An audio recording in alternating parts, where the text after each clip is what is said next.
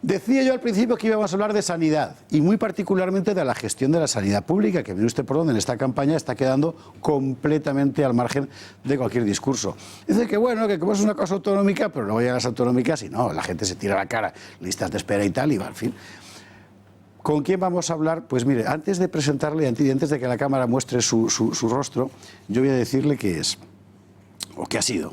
Médico rural, médico del Ejército del Aire, especialista en medicina interna y cuidados intensivos, médico de la Seguridad Social, médico del Ayuntamiento de Madrid y Casas de Socorro, director de hospitales privados, director asistencial de la compañía Deslas, jefe del proyecto del Hospital de la Ribera en Alcira, integrante de la Comisión Abril Martorell, experto nombrado por el Parlamento en la Comisión de Evaluación del Sistema Sanitario en el año 97 y director de hospitales de la Comunidad de Madrid de 2008 a 2014. O sea, el doctor. Don Antonio Burgueño, muy buenas noches. Muy buenas noches. ¿Por qué se habla tan poco de la sanidad en la campaña electoral? Es curioso, ¿eh? Pues es un problema, claro. Pero es un problema por los ciudadanos, es un problema por los enfermos, que tienen tanta importancia, y es un problema por 700.000 trabajadores que tiene y que consumimos una parte muy importante del Producto Interior Bruto. Por lo tanto, es un fenómeno que interesa a todo el mundo, pero que prácticamente la totalidad de los partidos soslayan el tocarlo de frente. Y quiero decir que, desgraciadamente, los profesionales de la salud, los médicos, los enfermeros, somos en España, más que en ningún sitio del mundo, un servicio estatalizado y un personal estatalizado. Y en esta estatalización también hay una peculiaridad que no tienen otros países. Y es que nos falta una administración del sistema profesional. Y yo quería ir a este asunto porque es muy importante. Es decir, normalmente la sanidad en campaña sale fundamentalmente para tirarse listas de espera a la cabeza, ese tipo de cosas. Sobre el modelo concreto de gestión y de por qué pasa lo que pasa, nunca se plantea. Usted ha dicho muy bien, es un sector estatalizado, que no es necesariamente un sector, como decir, de funcionarios públicos, es otra cosa, porque aquí estamos hablando de la gestión. Es decir, no de que el funcionario le paga al Estado, no es eso, sino de que su forma de trabajar es la de cualquier otro funcionario, siendo un trabajo enteramente distinto. Bueno, es que se ha hecho así, es decir, la evolución del sistema se ha diferenciado, se ha hecho diferente al resto de todo el mundo. Y además tenemos que hablar de que todos nos miramos al ombligo en este momento y decimos que tenemos la mejor sanidad del mundo. ¿Y no es verdad? No vengo yo a decir lo contrario, porque me parece que es tirarme piedras en mi propio tejado, pero creo que no tenemos la mejor sanidad del mundo si hay que estar esperando 2 meses para hacerse una resonancia de cuyo estudio puede depender el que una persona tenga un cáncer. No tenemos la mejor sanidad del mundo. Tenemos una sanidad para la que utilizamos menos dinero de la que necesitamos. Tenemos muy poco dinero para la sanidad pública en España y encima tenemos la suerte de tener una docilidad del ciudadano para no exigírsela en su totalidad al Estado y tener 8.500.000 personas que compran un sistema privado, cuando han tenido derecho y tienen derecho a una sanidad pública. Y de esta actitud resulta que emerge una bondad para el sistema y es que se libera la demanda. Hay una parte de la demanda que es supuestamente, con lo cual estamos hablando de un mix público-privado en el sistema de financiación. Pero el sistema de financiación nadie discute en el mundo que tiene que ser universal, colectivo y estatalizado. Esto es universal menos en Estados Unidos, que están siguiendo una evolución rarísima hacia este punto concreto. Por lo tanto, nadie en el mundo, por muy alta que sea su capacidad financiera, se puede hoy financiar en un momento dado los grandes costes que tiene la sanidad. Por lo tanto, la financiación pública es algo que está en el marco constitucional y además en el marco del conocimiento. Y pese a todo, en España, un gran número de ciudadanos, 8 millones, sacan de su bolsillo y se compran un sistema privado. Bueno, pero el hecho de que la financiación sea pública significa también que la gestión tiene que ser enteramente pública. No, no. En España llevamos con este debate pues desde que se creó. Sí. Y entró en crisis la Ley General de Sanidad del año 86, sí. pues estatalizó aún más lo que venía siendo variado, se estatalizó, se creó un marco de prestación absolutamente estatal, incompatibilidades, una serie de cosas que llegaron y terminaron en pocos años a crear una crisis importante del sistema sanitario, que se manifestó en huelgas, en médicos en la calle, batas en la calle, y todo esto provocó el que en un momento político del año 91, un partido, el CDS y un hombre visionario que estaba en él, que era Carlos Revilla, médico, pues propusiera en el Parlamento la formación de una comisión para el estudio del problema. Y no se ha hecho ningún... En aquel momento se estaban haciendo comisiones en todos los países. Ninguno lo hizo con la exhaustividad de la que se hizo la Comisión Abril Martorell en España. Y se llegó a una conclusión. Hablamos ya del año 97, cuando la conclusión, si no me equivoco. 91. 91. Y ministro socialista, magnífico ministro de Sanidad, García Vargas, y las conclusiones se llevaron después de un año de trabajo intensísimo, y se llevaron y se concluyeron, se comparó con el resto del mundo y se concluyó. Financiación pública probablemente no exclusiva, con algo de copago por parte de los ciudadanos en el momento de la prestación, cosa que es bastante generalizado en Europa. Sin embargo, esto no conviene meterse en ello y no conviene porque al final es el chocolate del loro y genera más inconvenientes que virtudes. Y, sin embargo, fue claro el que hay que separar la financiación de la provisión y que la provisión conviene meter provisión público-privada, en competencia con la pública. Esto se había experimentado en los países nórdicos en un sistema de lo que se llamaba competencias internas de los sistemas sanitarios, de los sistemas educacionales, es decir, salir haciendo competencia y que el ciudadano pudiera elegir y por la elección colocar el presupuesto donde el ciudadano pretendiera. Eso es lo que es la competencia. Bueno, esto creó algunos modelos, esos modelos han sido y siguen siendo una expectativa de solución de determinados problemas de la excesiva estatalización del sistema y que no puede arreglar los problemas con una funcionalización de los profesionales, con una falta absoluta de incentivos y de meter un grado de emoción a la relación médico-paciente. Pero es que además estamos contando con unos profesionales, los médicos, que desde hace 30 años están siendo sacados y extraídos de la sociedad, disculpen ustedes, pero están siendo extraídos de las capas de más preparación del bachillerato.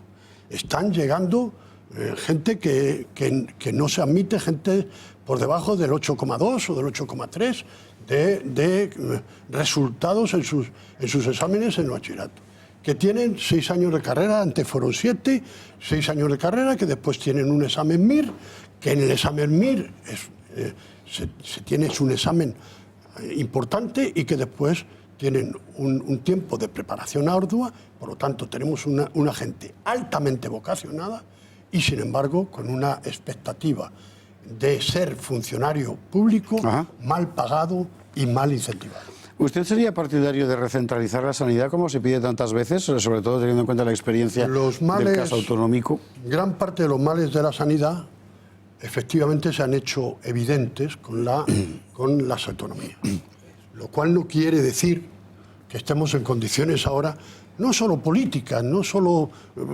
porque están en el marco constitucional, sino de echar marcha atrás porque la sociedad está hoy y hay muchos intereses creados, pero la sanidad actual española está plagada de endogamias, no existen los cuerpos nacionales, no existe el cambio, la posibilidad de que un médico, como ha pasado siempre y pasó en los años 40, desde los años 40, vamos, del siglo pasado, un médico podía presentarse a la plaza de jefe de servicio de cirugía de Sevilla y pasar después a Barcelona y después, pues esto era una bondad para el sistema. Hoy la endogamia, hay comunidades autónomas que no tienen más que un hospital importante. Ahí se crean, ahí se reproducen y ahí se consumen y ahí se perturban. ¿Cree usted que la prestación odontológica cabe en el sistema público de salud? Caben muchas cosas si se tiene dinero y no soñaciones. Es decir, es un delito desde el punto de vista programático el no saber contar con cuánto dinero se tiene que tener para la sanidad. Le voy a decir una cosa. En el año 2008, el presupuesto sanitario era de 72.000 millones de presupuesto sanitario público de 72.000 millones de euros. En el año en el que estamos, prorrogados los presupuestos, estamos en 71.000 millones de euros. Y aquí, en este año, sobre los años 2008, se están curando alrededor de 20.000 cánceres en España que no se curaban en el 2008. Pero que no se curaban y significa una bondad enorme para quien lo vive. Pero es tremendamente injusto que seamos, que la sanidad esté precisamente, digamos, nuestro pecado es nuestra eficiencia o nuestra eficacia. En este caso, nuestra eficacia. Es decir, curamos y al curar tenemos al enfermo que tenemos que volver a ver, tenemos al enfermo que tenemos que volver a estudiar el año que viene y ese enfermo antes había muerto. Y efectivamente lo que está pasando en la medicina es que se han metido medicamentos para la hepatitis C cuyo coste es de 60.000 millones de 60.000 euros por enfermo. Por enfermo. Hay cánceres que consumen 200.000 euros por enfermo. Claro, esto hay que echar las cuentas. O sea, y hay mucha gente que dice, y hay gente, algunos economistas y algunos de esta casa ilustre, que me dicen, no, que hay mucha ineficiencia. Yo creo que hay ineficiencia, pero el sistema se hace eficiente precisamente con la contención de la demanda en un sistema que no funciona adecuadamente. Si el sistema funcionara adecuadamente, no habría enfermos en lista de espera, estaríamos operando y alentaría a la demanda. Y alentando a la demanda, no hay 8.300.000 personas que vayan a comprar a la casa de enfrente. Por lo tanto, este comprar en la casa de enfrente supone además un alivio a la demanda, porque 8.300... Sí, claro, se van, efectivamente son muchos. Pero, ¿tiene arreglo? Quiero decir, ¿por dónde habría que empezar? Pues no tiene arreglo. Desde luego no tiene arreglo. ¿Pero cómo se nota que es médico? Perdón, no tiene arreglo. O sea, yo llevo mi pasión en la medicina y me apasiona ver enfermos. Y me he tenido que meter a pensar en las organizaciones sanitarias y estoy recorriendo el mundo y es difícil arreglar el sistema sanitario español. Pero es mucho más difícil con estos políticos. Con estos políticos. Y es que depende de los políticos. Desgraciadamente, en el sistema sanitario no hay una capa administrativa que, aun cambiando un político de izquierda, de derecha o de lo que sea, se sustenta unos criterios permanentes. No es que con el político vienen afines que son los que se colocan en las responsabilidades. Yo mismo he tenido una responsabilidad que he sido nombrado por un político. Por lo tanto, pueden haber acertado, o lo más seguro es que no. Pero evidentemente esto es... ¿A quién nombran? ¿A quién nombran en los puestos directivos? ¿A quién nombran? Esto no puede ser. Y además es que hoy, de más a más, el médico está altamente desilusionado. Es decir, hemos perdido años en el que ya el médico se ha descorazonado. Y hay mucha medicina privada que se está generando precisamente porque el médico está huyendo, las vocaciones mejores están yendo a utilizar horas de su vida en fuera. Evidentemente, y perdón, cuando la Comisión Abril abrió la posibilidad de que hubiera competencia público-privada, pues algunos nos dedicamos a pensar cómo. Había un sistema en España desde el año 74, que todos conocen, que es el sistema MUFACE, en el que la financiación es pública y se aplica por persona que elige a la compañía que la persona quiere cada año, y ahora hasta cada 6 meses. Por lo tanto, el sistema público, la financiación pública y la prestación elegida por el ciudadano. Y se pone la cápita, pone mi mochila en el sitio donde me están prestando servicio, donde yo quiero. Y ese modelo nos sirvió, en un momento dado, yo estaba de director asistencial de Aderlas, a crear un modelo experimental que ha sido un éxito rotundo, el Hospital de Alzira.